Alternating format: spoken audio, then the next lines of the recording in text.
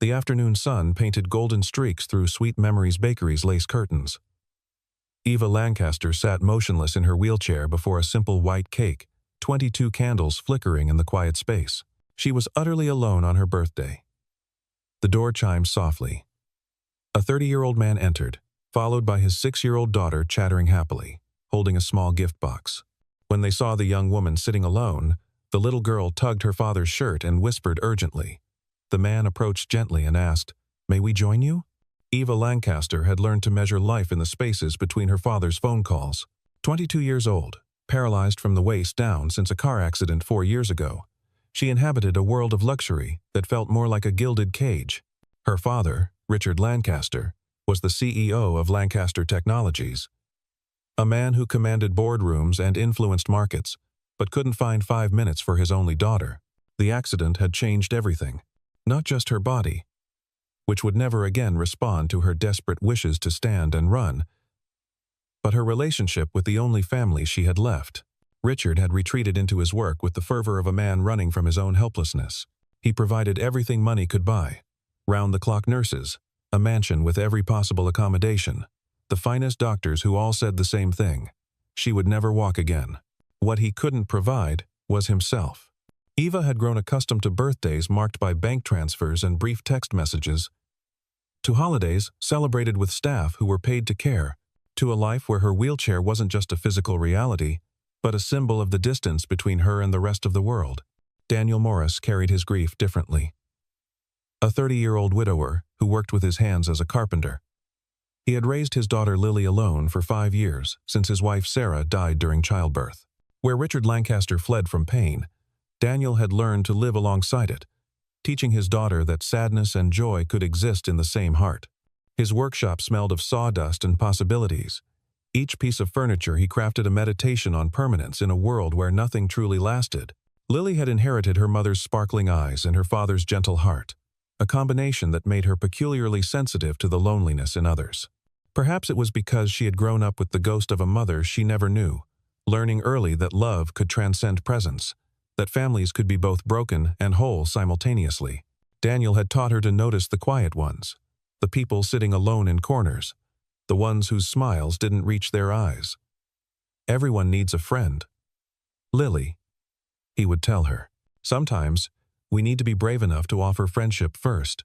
When Lily saw Eva sitting alone with her birthday cake, something in the child's heart recognized a kindred spirit in isolation.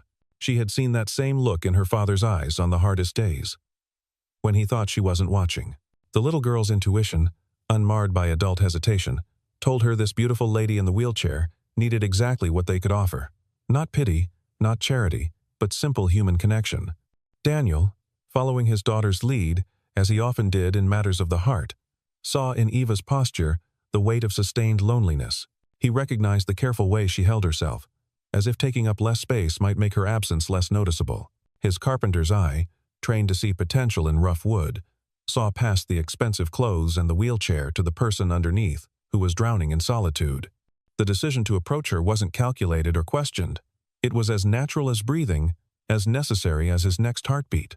"Excuse me," Daniel said after Eva had looked up at them with surprise. His voice was warm, careful not to startle. "We were wondering if we could join you. My daughter would like to wish you a happy birthday." Eva's eyes widened, shifting between the man with kind eyes and the little girl practically vibrating with excitement. When was the last time someone had asked to join her rather than being paid to be there? Lily didn't wait for an answer, bouncing forward with a small cupcake she had been saving, decorated with a star-shaped candle. "I'm Lily. This is for you. I made it with Daddy this morning. We come here every year on this day because it's my mommy's birthday too. She's in heaven, but Daddy says she can still see us celebrating." The innocence of the child's offering, the matter-of-fact way she spoke of death and celebration in the same breath, pierced through Eva's carefully constructed walls. Daniel pulled out a chair, moving with the unhurried grace of someone who had learned that the most important moments in life couldn't be rushed. "I'm Daniel. That's a beautiful cake. No one should celebrate alone." Eva found herself nodding, unable to speak past the sudden tightness in her throat. When Lily started singing Happy Birthday in her sweet, slightly off-key voice, Eva closed her eyes and made a wish for the first time in 4 years. The wish was simple, so simple it almost hurt. She wished not to be alone anymore. Daniel's baritone joined his daughter's soprano, creating a harmony that filled the small bakery with more warmth than Eva had felt in years. Other customers glanced over with smiles, but Eva barely noticed them. Her world had narrowed to this table. These two strangers, who had chosen to see her, to sit with her, to make her birthday mean something again. Over the following weeks, what began as a chance encounter evolved into something deeper and more profound. Daniel and Eva met regularly at the park where Lily fed ducks and chattered endlessly about her drawings, her favorite books, and the mother she imagined through her father's stories. Eva discovered that Daniel's presence didn't demand anything from her. He didn't look at her wheelchair with pity or discomfort. He simply saw it as part of her, like the way her hair caught the light, or how she bit her lower lip when concentrating on a book. Their conversations meandered through safe territories at first. Literature, Lily's antics, the weather. Before venturing into deeper waters, Daniel spoke of Sarah not with the raw anguish of fresh grief, but with the worn smoothness of a stone that had been turned over in his pocket thousands of times. He told Eva how Sarah had been a kindergarten teacher who believed every child was a universe of possibility. How she had painted their tiny apartment with murals of fantastical forests where anything could happen. How she had faced her pregnancy complications with a courage that still took his breath away. Eva found herself sharing things she hadn't told anyone, not even the expensive therapists her father had hired. She described the moment of the accident with clinical detachment at first. The drunk driver who had run the red light. The sensation of flying through the air. The strange peace before the pain. Then, gradually, she revealed the deeper wounds, waking up to her father's CEO mask firmly in place as he discussed her care with doctors, as if negotiating a business deal, the slow realization that she had become a problem to be managed rather than a daughter to be loved. The endless days in the mansion where every need was anticipated, except the need to be seen as more than her disability. Lily would often interrupt these heavy conversations with the perfect timing children possess, dragging Eva into her imaginative games where wheelchairs could fly, and sadness was just another color to paint with. The little girl had decided that Eva was essential to her world, frequently asking, "Are you happy today, Miss Eva?" with the serious concern of a tiny therapist. One afternoon at their usual coffee shop, while Lily was absorbed in coloring at a nearby table, Daniel watched Eva laugh at something the child had said, and he felt something shift in his chest. It wasn't the dramatic lightning strike of new love, but rather the gentle recognition of possibility, like the first green shoot pushing through winter soil. Eva must have sensed his gaze because she turned to him, and for a moment, they simply looked at each other. The coffee shop faded away, and there was only this. Two people who had been broken in different ways, discovering they might fit together not despite their damage but because of it. Daniel reached across the table, his fingers barely brushing hers. "Eva, I need you to know something. Lily and we're not here because we feel sorry for you. We're here because you make our days better. You make us better." Eva's eyes filled with tears she didn't try to hide. "I don't know how to do this," she whispered. "Neither do I," Daniel admitted. "But maybe we can figure it out together." Their relationship grew slowly, carefully, like a garden tended by people who understood that the most beautiful things required patience. They discovered joy in small moments. Lily teaching Eva to fold origami cranes. Daniel adjusting restaurant chairs without being asked so Eva's wheelchair fit perfectly. Eva reading stories to Lily with different voices for each character, while Daniel watched with soft eyes. The universe of their small, healing family might have continued to expand gently, but Richard Lancaster had been watching from the shadows of his corporate tower. He had hired private investigators the moment his household staff reported that Eva was spending time with inappropriate company. The reports on his desk painted a picture that filled him with cold fury. Daniel Morris, a working-class widower with modest means, spending hours with his damaged daughter. To Richard, the conclusion was obvious. This man was a predator, targeting a vulnerable heiress. He summoned Eva to his study one evening, a room she rarely entered with its wall of monitors displaying stock tickers and its smell of expensive leather and disappointment. "You will cease all contact with this man immediately," Richard commanded, not looking up from his laptop. "He's using you, Eva. What else could he possibly want from someone like you?" The cruelty of the words, the casual dismissal of her worth beyond her bank account, hit Eva like a physical blow. Someone like me? She repeated, her voice dangerously quiet. You mean your broken daughter? The one you can't stand to look at because she reminds you that you're not actually God. Richard finally looked up, his face a mask of controlled anger that Eva remembered from hostile takeover meetings she'd witnessed as a child. I'm protecting you. You're naive, Eva. You've been sheltered. You don't understand how the world works. Eva laughed, a bitter sound that seemed to surprise them both. Sheltered? I've been imprisoned. There's a difference, Father. Daniel and Lily see me. They actually see me. When did you last look at me without seeing a liability? Richard stood, his full height meant to intimidate. A tactic that worked in boardrooms, but only made Eva feel smaller in her chair. Enough. If you continue seeing him, I'll take legal action.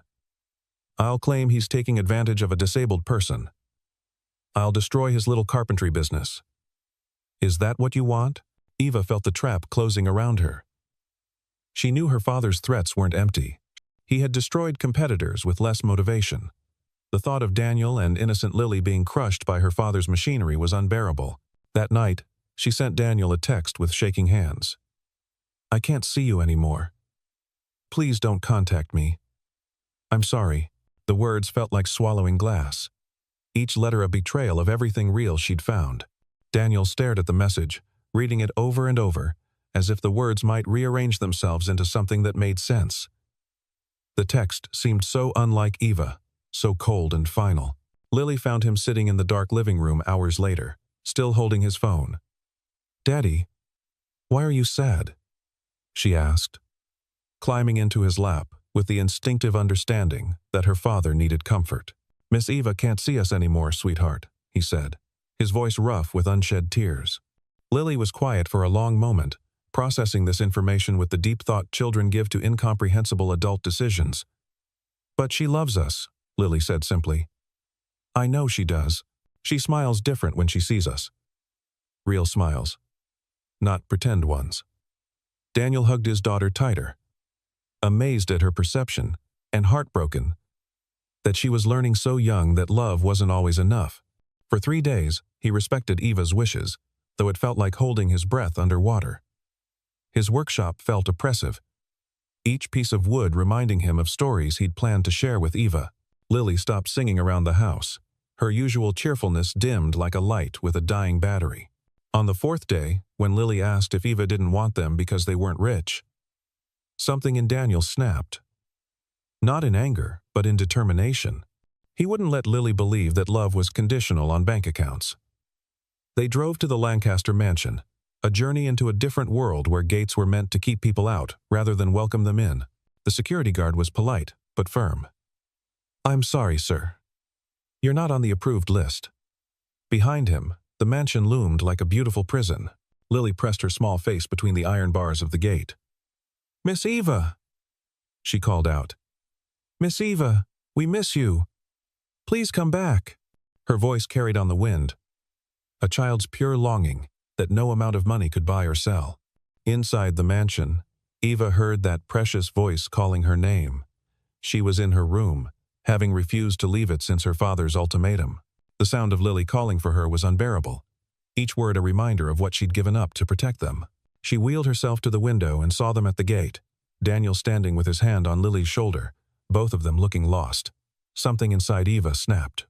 Not broke, but snapped back into place, like a dislocated joint finally returning home. She thought of all the years she'd been obedient, all the times she'd chosen her father's comfort over her own happiness, and she realized that protecting Daniel and Lily from her father meant nothing if it destroyed them all anyway. Eva maneuvered her wheelchair to the service elevator, the one the staff used, avoiding the main floors where her father might be. She made it to the kitchen's back door, where Maria, the cook who had known her since childhood, took one look at her face and simply opened the door without a word. Be happy, Mija, Maria whispered, understanding without explanation. The evening air was cold, and rain had started to fall. But Eva didn't care. She knew where she needed to go, drawn by the same instinct that had first brought them together. By the time she reached Sweet Memories Bakery, she was soaked through, her wheelchair harder to push on the wet sidewalk, her arms aching from the effort, but she persisted. She pulled open the door with trembling hands. the bell chiming her arrival like an answered prayer. The bakery was nearly empty, but there, sitting at the same table where they'd first met, were Daniel and Lily, looking as lost as she felt. They had gone there after being turned away from the mansion, drawn by the same magnetic pull of memory and hope. "Eva!"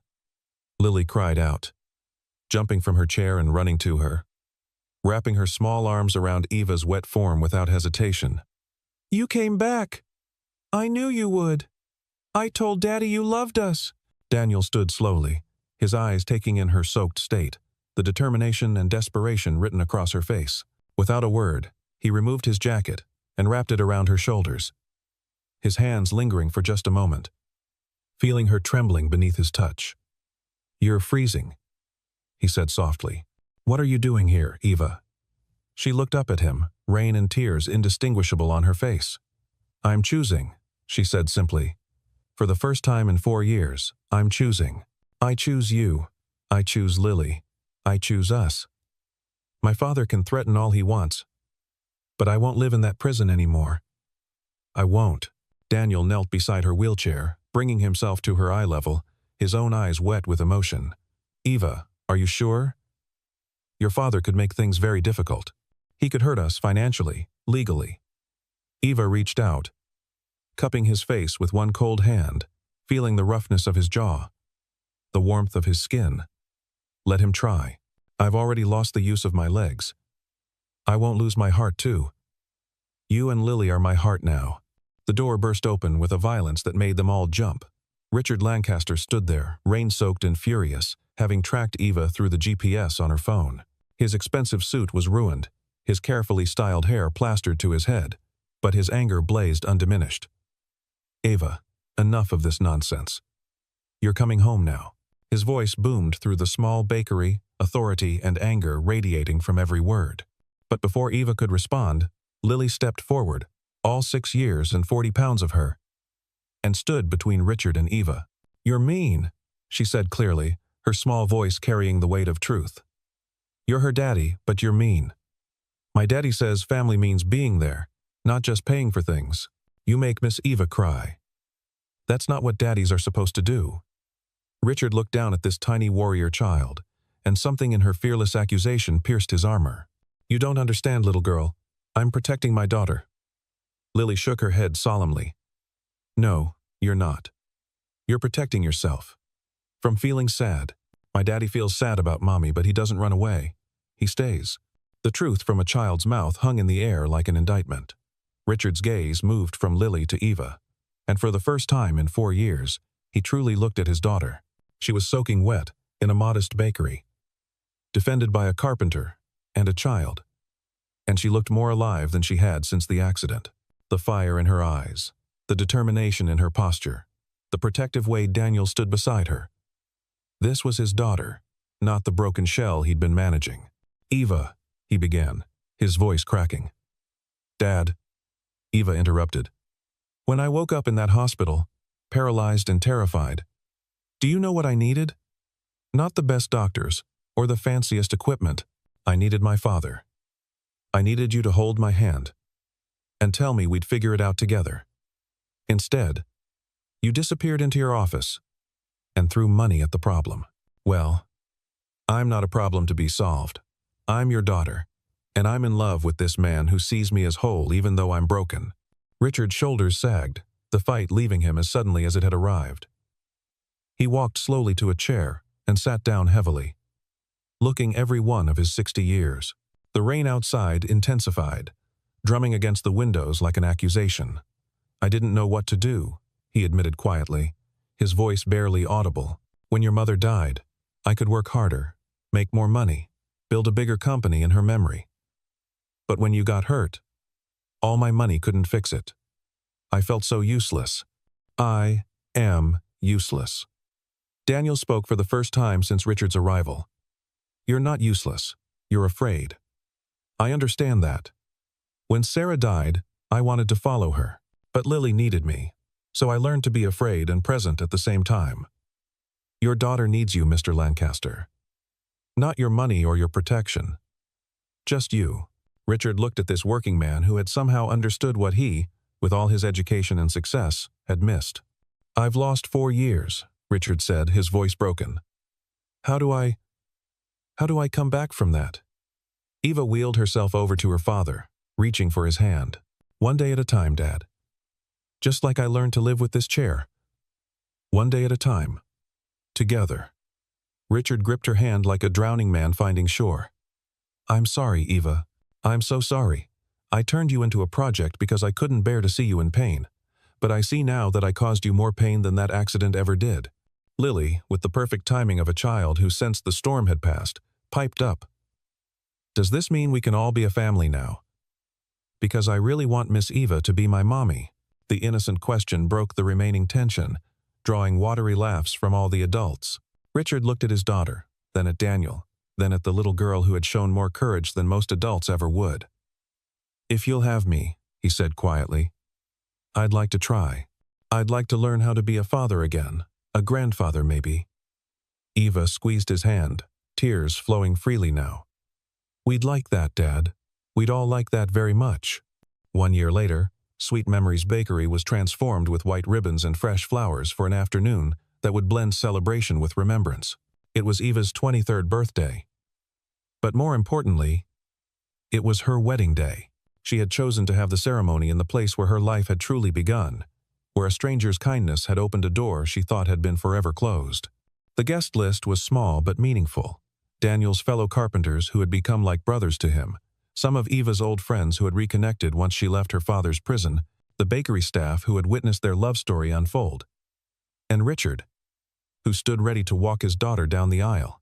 The aisle itself was wide enough for her wheelchair, which Lily had decorated with flowers and ribbons until it looked like something from a fairy tale. Eva wore her mother's wedding dress, carefully altered to flow gracefully around her chair, and when she smiled at Daniel waiting at the makeshift altar, she was radiant with a joy that seemed to light the room from within. Richard had changed dramatically over the past year. He had stepped back from day-to-day operations at his company, promoting longtime employees and trusting others for the first time in decades. He attended Eva's physical therapy sessions, learning how to help with exercises and transfers. Most importantly, he had learned to sit with his daughter in silence, not needing to fix or manage anything, just being present. He had also formed an unexpected friendship with Daniel, finding in the younger man a wisdom that had nothing to do with stock portfolios or market strategies. They would spend evenings in Daniel's workshop, Richard learning to work with his hands for the first time in his life, discovering the meditation of creating something beautiful from raw materials. When Richard walked beside Eva's wheelchair, his hand resting lightly on her shoulder, his eyes were wet with tears he didn't try to hide. "You look beautiful, sweetheart," he whispered. "Your mother would be so proud." Eva squeezed his hand. "She would be proud of you too, Dad, for finding your way back." As Eva reached Daniel, Lily stood beside him as the flower girl, bouncing with excitement in her yellow dress that matched the sunflowers in her hair. The ceremony was simple, officiated by the bakery owner who had witnessed their first meeting and felt invested in their love story. Daniel's vows were straightforward and profound. "Eva, you've taught me that love isn't about finding someone perfect, but about finding someone whose broken pieces fit with yours to create something whole. I promise to push your chair when you're tired, to carry you when needed, but most importantly, to always see you, not your disability, as the incredible woman who saved Lily and me from a life half-lived." Eva's vows brought tears to everyone present. "Daniel, you and Lily didn't just accept my limitations. You showed me they don't define my possibilities. You've given me a family, a future, and a love I thought only existed in the books I read. I promise to be the mother Lily deserves, the wife you deserve, and to never let a day pass without choosing us, over and over again." When they kissed, Lily cheered so loudly that everyone laughed, breaking the sacred moment into something even better. Pure, unbridled joy. The reception was held right there in the bakery, with Daniel's carpenter friends playing bluegrass music and everyone dancing, including Eva, who spun her wheelchair with abandon, while Lily danced circles around her. Richard surprised everyone by taking the microphone and speaking publicly for the first time about something other than business. "I spent most of my life thinking success meant never showing weakness, never needing anyone. My daughter and her new family have taught me that real strength comes from vulnerability, real success from connection. Daniel, thank you for seeing what I was too blind to see. Lily, thank you for your innocent wisdom that cut through years of my foolishness. And Eva, my darling daughter, thank you for having the courage to choose love despite my failures. Your mother always said I work too much. And she was right. But it's never too late to learn. As the evening wound down, Eva found herself outside, briefly for fresh air.